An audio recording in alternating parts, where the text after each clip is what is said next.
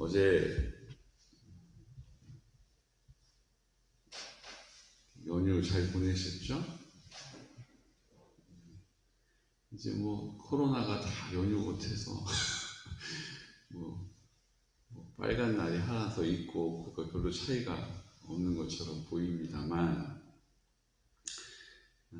저는 어제 어흥을 엄청 많이 하고 하루를 보냈습니다. 어흥이 뭔지 아시죠? 어흥 이렇게 하는 게 제일 미소가 아름답다고 합니다. 한번 해보실까요? 어흥. 왜 어흥을 계속 했냐면요, 우리가 어흥을 하는 이유는 다 아시죠?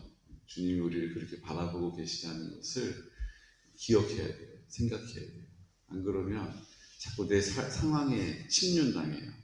빠져들고 더 깊이 빠져들고 더 깊이 빠져들어서 못마땅하고 불안하고 두렵고 원망스럽고 그렇게 하루를 마감하게 됩니다.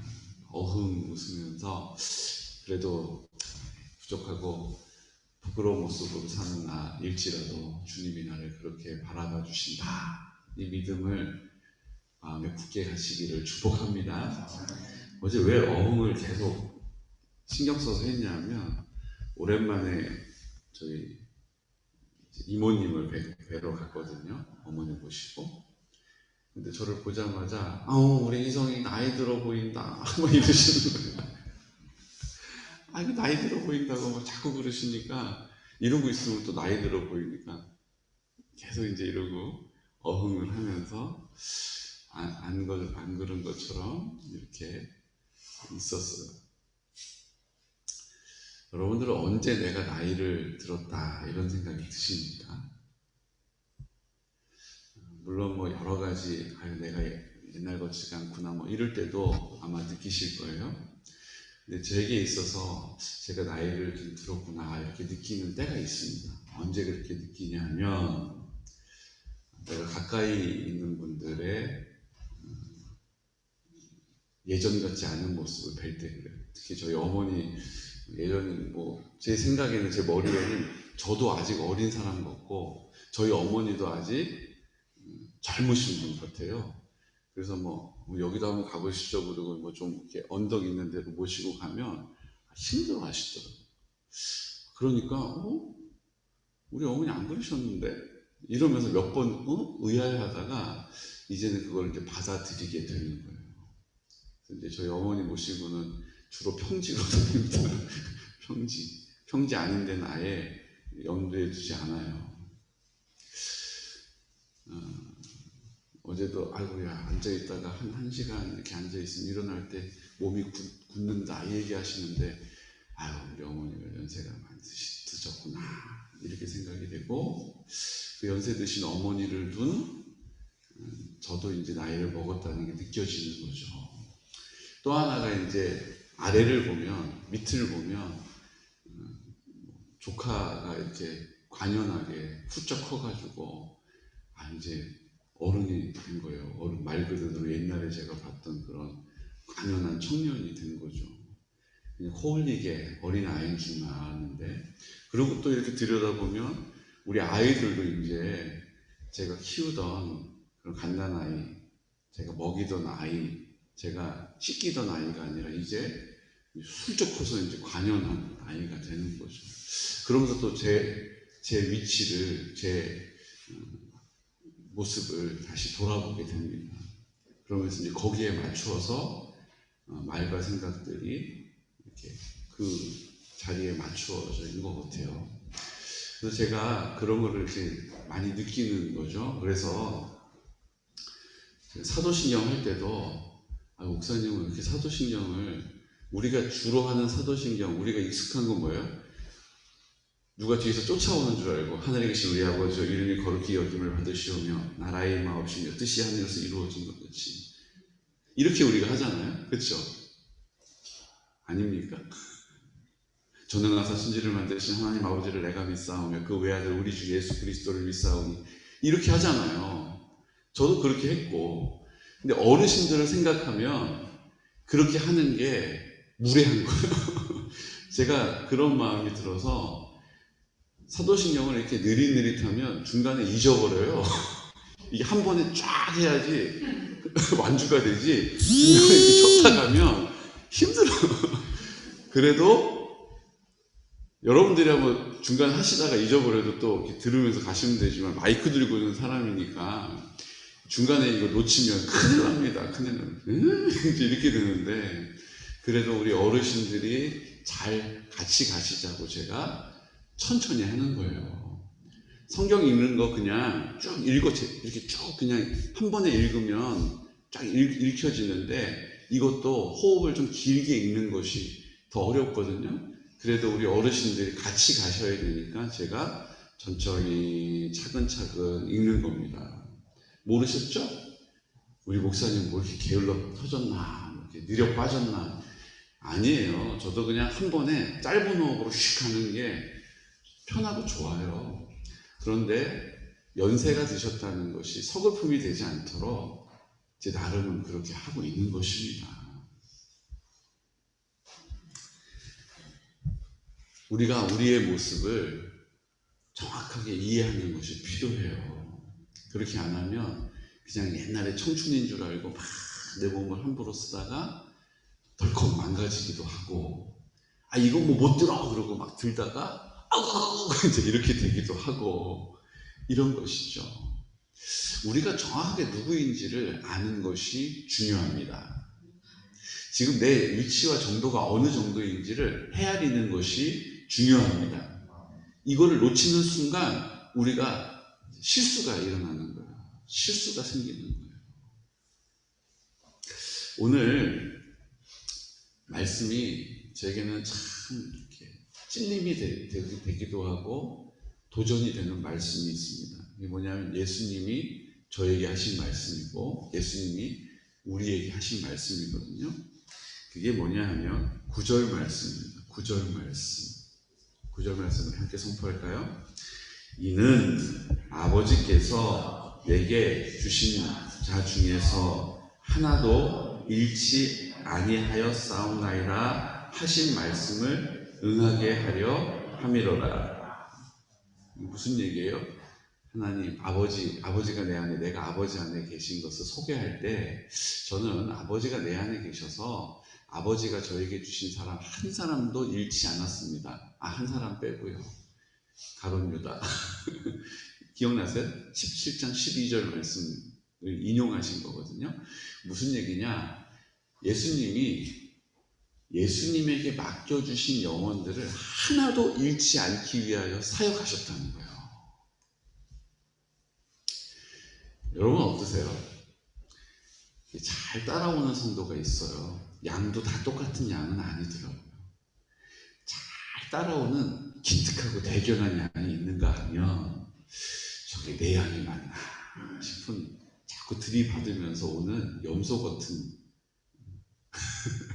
있어요.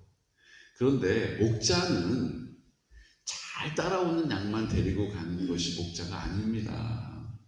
예수님이 이 땅에 사역하신 그 사역은 잘 따라오는 양만 아이고 착하다 그러면서 이끄는 것이 아니에요. 잘 따라오지 않는 양도 가서 아골골짝에 가서 실족해서 그 벼락에 걸려있는 양도 뭐 하는 거예요? 끄집어 오는 것이 목자예요. 여러분들은 하나님께서 우리 마음의 주인 되시면 이제 우리를 성전으로 부르신 것이고, 성전이 하는 기능이 있어요. 그 기능을 감당하는 것이 성전인 것이죠. 성전은 영혼을 돌보고 영혼을 구원케 하는 데에 아버지께 기도하는 집이요, 그 기도가 응답되어져서 하나님의 영광이 나타나는, 하나님의 임재가 확인되는 자리인 줄로 믿습니다. 이제 예루살렘이 그런 곳이었다면 이제는 내 마음이 그런 곳이요, 내 삶이 그런 삶이라고 가르쳐 주신 거예요. 그 일을 예수님이 이 땅에 오셔서 하신 모든 일을 내가 할 뿐만 아니라 이 땅에 예수님이 하시지 않은 그보다 더 큰 일도 우리가 감당하게 될 것이다. 어떻게 해요? 주님이 내 안에 계셔서 성령의 능력으로 나를 이끌으셔서, 나를 도와주셔서, 나와 함께 하셔서 그 일을 이루시는 줄로 믿습니다. 그러면 주님이 그렇게 하시는 자리가 어느 자리라는 거예요? 나에게 맡겨주신 한 영혼이라도 잃어버리지 않기 위하여 사역하셨다는 거예요. 그럼 우리가 다 성전으로 부름받았으니까 이건 뭐 사역자, 뭐 신학생에게만 하는 말이 아닙니다. 이거는 중직을 받은 분들에게만 해당되는 얘기가 아니에요. 예수 그리스도를 내 마음의 주인으로 영접한 모든 사람에게 해당되는 것입니다. 뭐가요? 나에게 맡겨주신 한 영혼이라도 잃어버리지 않기 위해서 사는 것. 여러분들에게 맡겨주신 영혼이 어디에 있습니까? 내 자녀들이 여러분들에게 맡겨준 영혼이에요. 내 배우자가 여러분들에게 맡겨주신 영혼이에요. 여러분들의 일간 친척이 여러분들에게 맡겨주신 영혼입니다. 여러분들 주위에 있는 이웃이 우리에게 맡겨주신 영혼이라. 그럼 이렇게 생각한다면 예수님이 하신 말씀을 다시 되새겨야 합니다. 우리에게 예수님이 이 땅에 오셔서 한 일을 할 뿐만 아니라 그보다 큰 일도 할 수 있다라고 말씀하신 그 일이 뭐예요? 그 한 영혼이라도 잃어버리지 않고 돌보는 일, 살피는 일. 잘하고 계십니까? 저는 저에게 묻고 있는 거예요, 지금. 잘하고 있는가? 예수님은 끝까지 그 사명을 감당하시려고 죽음으로 그 길을 걸어가셨습니다. 우리는 어떻게 합니까? 우리도 예수님이 가신 길을 가는 거예요. 예수님이 지신 십자가 지고 주를 따를지니라. 그 길 가야죠. 어떻게 우리 죽습니까? 나는 죽고 나는 없음을 선포하고 인정하고 주님이 나로 사셔서 예수님은 실질적으로 그 과정을 우리에게 보여주시려고 십자가에서 고난당하시고 십자가에 달려서 죽으시고 무덤에서 그 사망의 권세를 이기고 부활하셨습니다.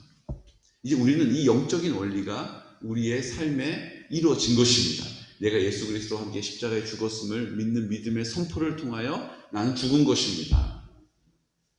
그리고 주님이 부활하셔서 이제 내 마음 가운데 부활하시는 첫 열매가 되신 것입니다.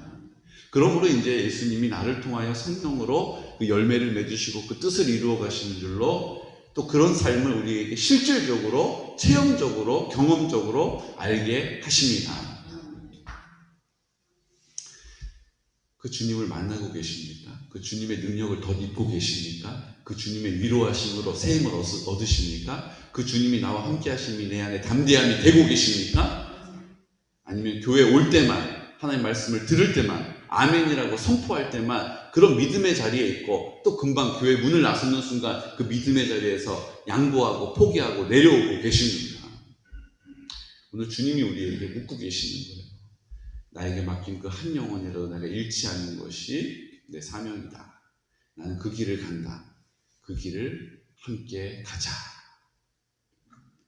그 길을 함께 가자. 오늘 우리에게 초청하고 계신 겁니다. 우리를 초대하고 계십니다.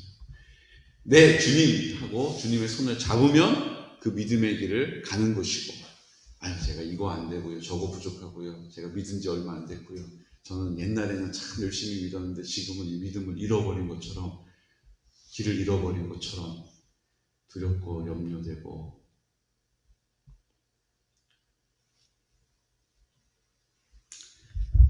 오늘 그 믿음의 길을 가지 않는 사람이 하는 일이 있어요. 베드로인데 뭐 합니까? 대제사장의 종의 귀를 칼을 뽑아들더니 그 혈기를 못 이겨가지고 감히 너희들이 우리 예수님, 내가 예수님 목숨 걸고 지킨다고 했지, 그러면서 자기가 한 말을 자기가 소신대로 지키겠다라고 칼을 뽑아들었고 말고라고 하는 종의 귀를 잘라버립니다. 예수님 어떻게 하세요? 야, 그래도 베드로 너밖에 없다. 네가 진짜 내 수제자다. 이러지 않으셨어요.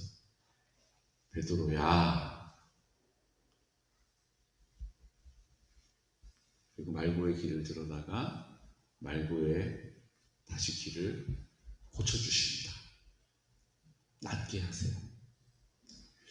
주님의 길을 간다는 것은 우리의 열심, 우리의 혈기, 우리의 결단으로 하는 게 아니에요. 주님이 가신 길을 주님이 내 안에, 내 삶에, 내 생명이 되시고 나를 통하여 역사하심을 내가 믿고 주님과 함께 그 믿음의 길을 걸음을 내 걷는 것인 줄로 믿으시기 바랍니다.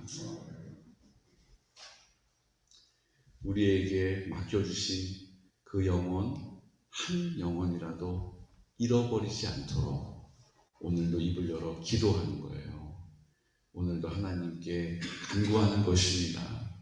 주님, 저는 능력이 없습니다. 저는 잘못된 길을 걸어와서 그렇게 말할 자격이 없습니다. 그 자리에 있지 못합니다. 주님은 그걸 보시는 게 아니에요. 네가 그 자리에 기필코 올라가는 것이 중요한 게 아니라 주님이 우리를 들어서 그 자리에 올려놓아 주시는 것입니다. 주님이 할 말을 생각나게 해주시는 거예요. 내가 이치를 따져가지고 이거 아니냐고 저거 아니었느냐라고 하는 것이 아니라 주님이 성령으로 내 입에 할 말을 담아주셔서 가장 적시적소에 할 말을 입을 열어 말하게 하시는 줄로 믿습니다. 이게 믿음의 삶을 사는 거예요. 내 말이 앞서고 내 논리가 앞서는 것이 아니에요. 주님이 나를 통하여 말씀하시도록, 주님이 나를 통하여 나타내시도록 그 믿음의 자리에 겸손함으로, 순종함으로, 감사함으로 그 믿음의 자리를 굳게 지키시기를 예수 그리스도의 이름으로 축복합니다. 그 당시가 얼마나 하나님을 자기 멋대로 섬겼냐 하면요, 원래 대제사장은 제사장 중에 딱 한 명이어야 돼요. 그쵸?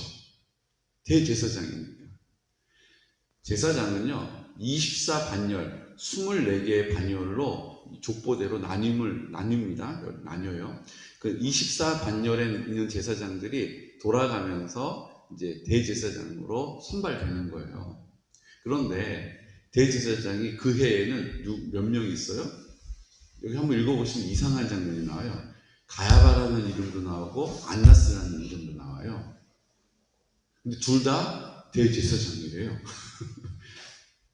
아니 대제사장이 한 명이죠. 아버지가 한 명이지 뭐 두 명입니까? 똑같은 거거든요. 그런데 대제사장이 지금 두 명이 됐어요. 가야바가 그해 대제사장인데 안나스는 그의 장인이거든요. 근데 그의 장인 안나스가 면직을 당해요. 근데 면직당한 걸 받아들이지 않고 자기 사위를 대제사장으로 옹립을 하는 거예요. 대제사장으로 끌어다가 앉힌 다음에 자기도 대제사장의 행세를 하고 자기 사위도 꼭두가시처럼 대제사장을 시키고 있는 거예요. 그래서 사람들이 둘 다 대제사장으로 불러줄 뿐만 아니라 둘 다 대제사장으로 뭐예요? 따라요. 그러니까 이게 하나님을 얼마나 능욕하는 일입니까? 하나님의 뜻 관계없어요. 그냥 내가 내 사위 데려다가 대제사장 시키고 너는 대제사장 되는 대신에 나를 대제사장으로 인정해라. 그래서 예 장인어른 그래서 지금 해먹고 있는 거예요. 둘이서. 예수님 심판 재판하는 일도 둘이서 왔다 갔다 하면서 재판을 하는 거예요 지금. 근데 어떤 일이 벌어집니까? 가야바의 뜰에 갔을 때 베드로가 그 예수님을 쫓아갑니다. 자기 열심으로 예수님 지켜주겠다, 끝까지 내 목숨 다해서 따르겠다 이랬는데 일단은 1차 관문에서 통과를 못했어요. 그리고 나서 어떻게 합니까?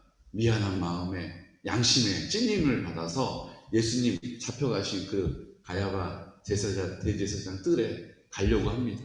그런데 문이 닫혀 있고 그 뜰 안에는 그 문으로 통하여 들어갈 수 있는 거예요.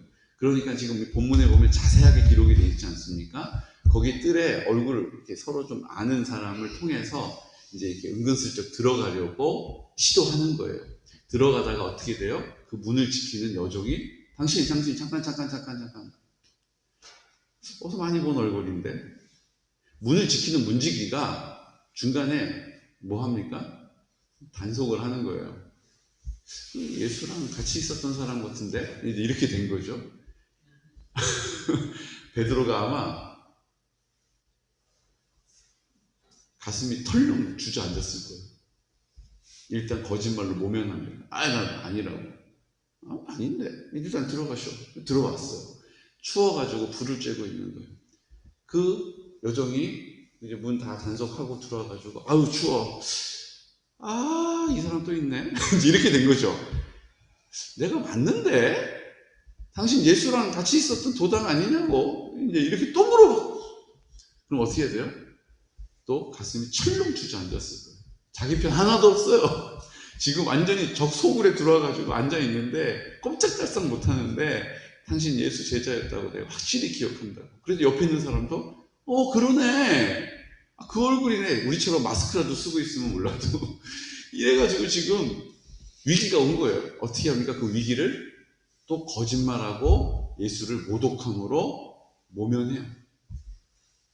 자, 옆에 있던 사람이 또 당신 아무리 봐도 예수의 제자였다고, 갈릴리에서 봤다고 또 베드로를 찍어내려고 그래요. 예수를 막 저주하고 모른다니까 그러고 역정을 낼 그때 무슨 일이 벌어져요? 닭이 울었어요. 저는 이 본문을 보면서 주님께서 베드로가 닭 울기 전에 나를 3번 부인하리라 라고 하신 말씀은 너 내가 다 알아 이놈아 라고 말씀하신 게 아니에요. 돌이킬 수 있는 기회를 주신다라고 저는 믿습니다. 아직 예수 제자 아니야? 나 맞다. 나 예수님 떠날 수 없어서 여기 왔다. 나랑 예수님하고 떨어질 수 없다. 예수님 얼마나 기뻐하셨을까요? 얼마나 대견하셨을까요? 주님을 인정하는 믿음의 사람을 찾고 계시거든요. 주님을 인정하는 믿음의 사람을 부르고 계시거든요. 그 사람을 통해서 주님께서 사랑을 채우시고 그 주님의 마음의 문을 열고 주님이 내 삶의 주인이십니다라고 인정하는 그 사람을 통하여 역사하시기를 원하시거든요. 주님이 하셨다라고 말할 수 있는 그 사람을 주님이 찾고 계시거든요. 그러니까 주님이 기다리시는 거예요. 기회를 주시는 거예요. 내가 그런 사람이야. 나 주님 버릴 수 없어서 왔다. 나 잡아가라고. 예수님 얼마나 기뻐하셨을까 생각이 돼요. 주님은 다 아시지만 또 우리의 마음을 존중하시기 때문에 선악과를 주신 것처럼 기회를 주시는 거예요. 우리에게는 기회가 있습니다. 내 안에 은혜 주시는 그분이 내가 그 기회를 잡을 수 있도록 또 힘도 주시는 거예요. 그때 내가 선택을 하는 거예요. 내가 예수님 따르는 제자라고 말할까? 말하면 잡혀가고 죽음을 당할 수도 있지만 그래도 내가 주님과 함께 가는 길이라면 그 길을 가리라. 결정하는 것입니다. 순교한 사람들이 믿음이 아주 커서 순교하는 게 아니에요. 그 결정하는 순간에 나 주님 몰라요 라고 얘기하는 것 안 하겠다는 거예요. 나 주님을 그래도 부인할 수 없습니다라고 그것을 결정했기 때문에 그 결정한 것에 책임을 지고 자기의 목숨으로 그 길을 간 거예요. 우리에게 주님이 계속 기회를 주십니다. 내가 주님을 주님이라고 인정할 수 있는 믿음의 고백을 하느냐 그렇지 못하느냐에 그 자리에 기회를 주고 계시다고 저는 믿습니다. 우리는 지금 주님께 그렇게 부름받은 자리에 있는 것이에요. 그리고 오늘 하루도 하나님께서 그 기회를 주시는 하루를 보내는 것입니다. 베드로와 같이 부족하여서 부끄러움이 많고 하나님 앞에 자격이 없을지라도 오늘 주님이 그렇게 인정하고 주님을 주님이라고 고백할 수 있는 그 기회를 주시는 자리에 나는 주님을 부인할 수 없다라고, 나는 주님을 따르는 사람이라고, 내 안에 주님의 뜻을 이룰 것이다라고, 하나님이 나를 통하여 나타내 주실 것이라고 하나님의 나라를 선포하는 귀하고 복된 성도들 되시기를 예수 그리스도 이름으로 축복합니다. 이 시간 다 같이 기도드릴 때 분명히 하나님께서 오늘 이 말씀을 들은 대로 하나님 기뻐하시는 그 뜻, 믿음의 결정을 할 수 있는 기회를 주실 것이라고 믿습니다.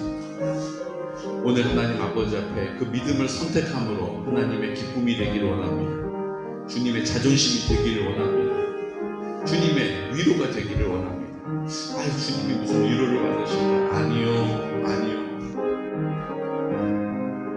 그 자녀를 통하여 부모가 위로를 받는 것입니다. 그 자녀의 웃는 얼굴을 보면서 그 자녀, 그 피곤한 부모, 지쳐있는 부모가 다시 힘을 내는 것입니다. 주님도 우리에게 그렇다라고 말씀해 주시는 것이죠. 아버지, 오늘 주님 앞에 우리가 하나님의 기쁨이 되기를 원합니다. 주님의 자존심이 되기를 원합니다. 한 영혼이라도 잃어버리지 않게 하여 기도할 수 있는 믿음의 사람 되기를 원합니다. 순종할 수 있는 믿음의 사람 되기를 원합니다. 믿음의 길을 걸어갈 때에 주님 깊이 만날 수 있도록, 주님을 더 친밀함으로 배울 수 있도록 도와주시옵소서. 주님, 우리에게 허락하신 모든 공동체를 위하여 이 마음을 중심을 가지고 기도하게 하시고 성결한 다음 세대를 세워나가게 하시고 나에게 맡겨주신 그 한 영혼을 위하여 기도할 수 있도록, 애통할 수 있도록, 눈물 지을 수 있도록 주여 도와주시옵소서.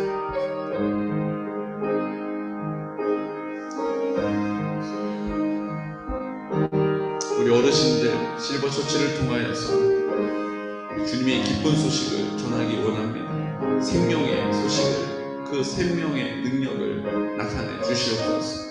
우리 연락하신 어르신들과 환우들을 위하여서 주님 은혜를 베풀어 주시고 하나님 고치시고 치유하시고 깨끗게 하여 주옵소서. 주님, 이제 오늘 우리 정상호 안수 집사님 검사 받으러 가시는 토요일입니다.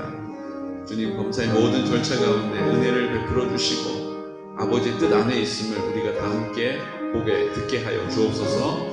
우리 함께 예배드리지 못하고 있는 우리 성도님들을 위해서 중보하면서 주님 그 마음이 굳어지지 않게 하여 주시고 우리 성령으로 인치심을 받은 그 자리가 하나님의 은혜로 채워지게 해달라고 이 시간 나사렛 예수 그리스도 이름으로 선포하면서 기도드리겠습니다. 주여, 주여, 주여. 오, 걸어가신 아버지, 오늘도